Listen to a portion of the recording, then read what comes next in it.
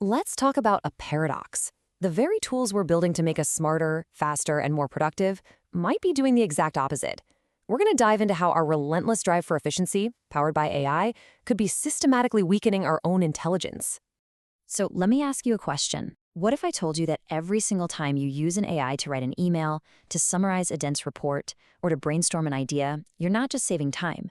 What if with every click, you were paying for that convenience with a tiny but permanent piece of your own ability to think? This isn't science fiction anymore. This is what we're calling the cognitive atrophy paradox. We're all caught in this really strange loop where the tech designed to boost our minds might actually be making them weaker. And this is the central unspoken anxiety of our professional lives today. So how do we actually know this is happening? Is this just a feeling or is there real data? Well, let's look at the evidence. And it all starts with a concept called the offloading effect. Cognitive offloading is, well, it's basically outsourcing your thinking. You're handing off tasks, like remembering things, doing calculations, or even structuring an argument, to an outside tool. The goal is to free up your own brain power. And look, we've been doing this for centuries, ever since we invented writing. Just look at how this has evolved. It started with pen and paper. We offloaded basic memory. Then came calculators, and we offloaded routine math. More recently, search engines brought on the Google effect, right? We stopped remembering facts and just got really good at remembering where to find them. But generative AI, this is a totally different ballgame. It's a quantum leap. We're not just offloading facts anymore. We're offloading the complex, messy process of connecting those facts. The reasoning, the synthesis. The very thing we used to call thinking. And all that power, all that incredible convenience, it comes with a hidden price tag. And new research is finally starting to show us the receipt. The numbers, frankly, are pretty alarming. A 2025 study by Görlich found a staggering negative correlation, negative 0.68, between frequent use of AI tools and critical thinking skills. Now, let's be really clear about what that means. It means as the use of these tools goes up, our measured ability to think critically goes down. It's a direct, measurable relationship. And if that wasn't enough, the same study found an even stronger link, a negative 0.75 correlation between the act of cognitive offloading itself and critical thinking. The more you outsource your brain work, the weaker that thinking muscle gets. It's that simple. And this is where it gets really dangerous, because it creates a vicious feedback loop. We use AI because it's easy and we're busy, right? But that weakens our skills. And because our skills get weaker, we become even more dependent on the AI for the next task. It's a downward spiral of cognitive dependency. But why? Why is this happening? To really get it, we need to look past the shiny veneer of convenience and dig into the hidden cost of getting that perfect, instantaneous answer. Okay, so in psychology, there's this thing called cognitive load theory. It breaks down mental effort into 3 types. You've got intrinsic load, that's just how hard the task is. Then there's extraneous load, that's all the distractions. AI is fantastic at reducing both of those. But now look at that third one, germane load. This is the good stuff. This is the beneficial struggle, the effort of connecting ideas that actually builds long-term knowledge in your brain. It's like the resistance when you're lifting weights. It's what makes the muscle grow. And here's the problem. AI doesn't just clear away the distractions, it often eliminates this good struggle too. And that right there, that is the core of the issue. By eliminating what we call desirable difficulty, we're skipping the very process that builds the mental frameworks, the schemas that make up real expertise. We get the answer instantly, sure, but we don't build the internal architecture of knowledge.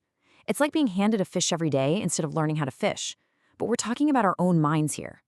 And the end point of this whole process, it has a name. Some are calling it the hollowed mind.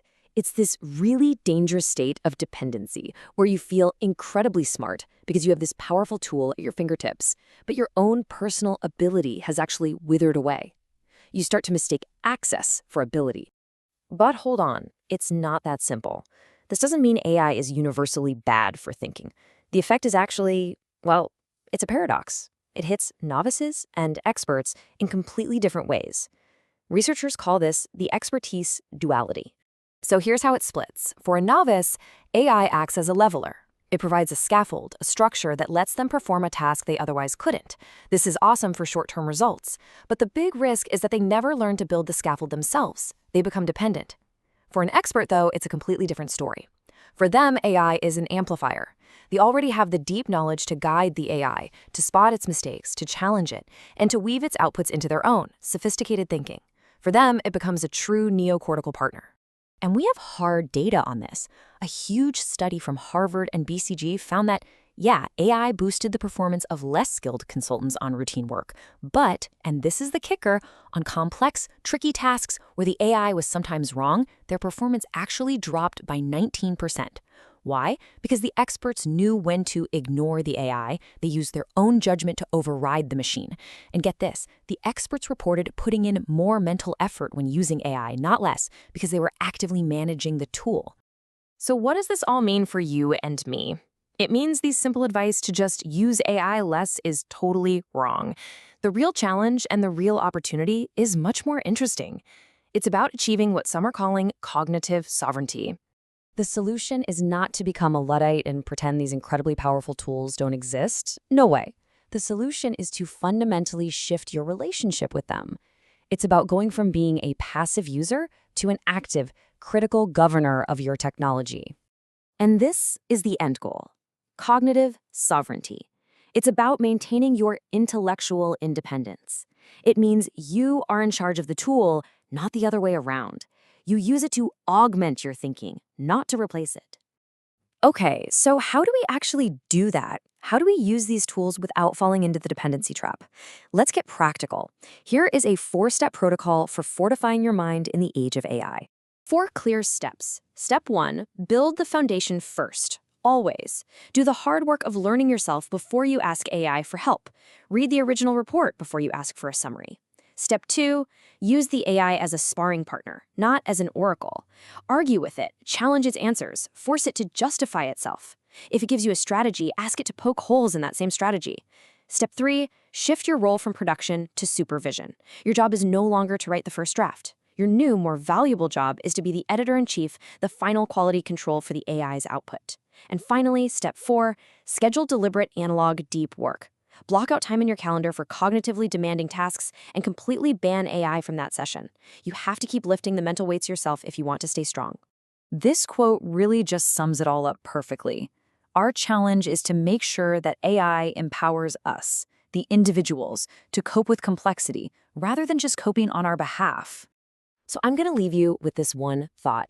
As AI automates more and more of what we used to call knowledge work, the last true competitive advantage is going to be a mind that has maintained its sovereignty, its ability to think critically, creatively, and independently.